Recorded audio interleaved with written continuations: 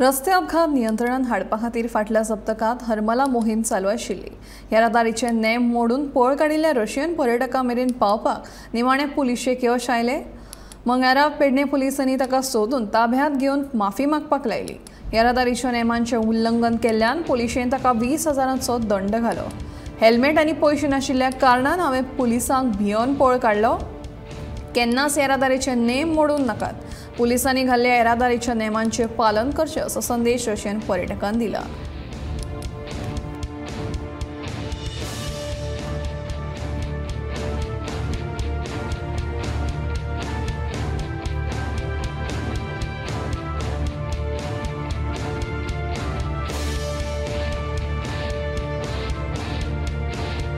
For you, if police stopping you, you stop.